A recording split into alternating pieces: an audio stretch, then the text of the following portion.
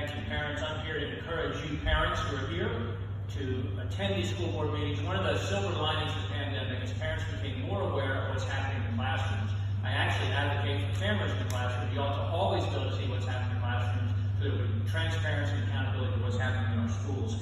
I challenge our school board, though, to stand in the gap. When Washington is wrong and when Richmond is wrong, it's incumbent on local government to stand in the gap and not pass on those wrong deeds to the citizens.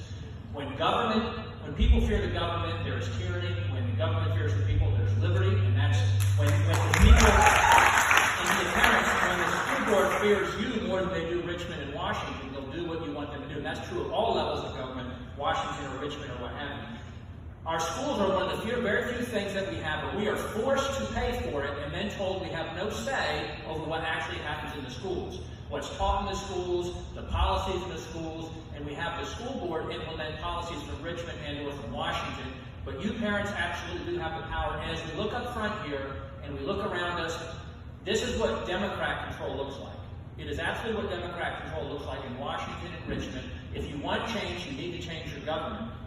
You can't expect to send people who don't agree with you to office and they're going to do things that you do agree with. And this is what that control looks like. This is what tyranny looks like. Masks don't work, and we know they don't vote. That's why everybody who implements or forces a mask upon us doesn't wear one when they don't have to. Whether it's the president celebrating a birthday, whether it's the governor in Virginia Beach, whether it's the speaker of the House right after she gives us a mask mandate on the House floor, they don't wear the mask and they think no one is looking because they know they don't really work. It is political theater. It is mass shaming. It's virtue signaling. When it comes to what's taught in our schools, CRT, if it's not being taught in Nelson, I hope that it's not being taught in Nelson. It is absolutely coming if we leave the government to the position that it is now, the control that it is now.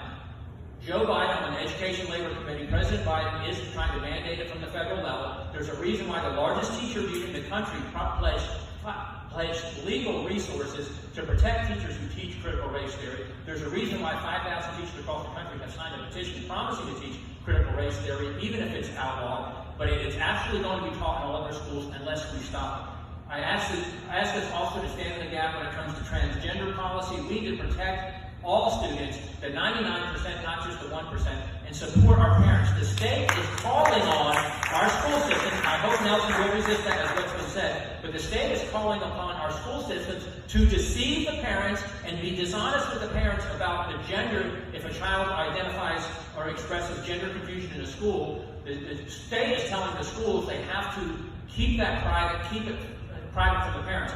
I had a school system where I was in a meeting very recently. They said if a 10-year-old said that they wanted to be a different gender at school, that they would not tell the parent that. So I call on you to support your parents, to support your community, the 99%, not just the 1%.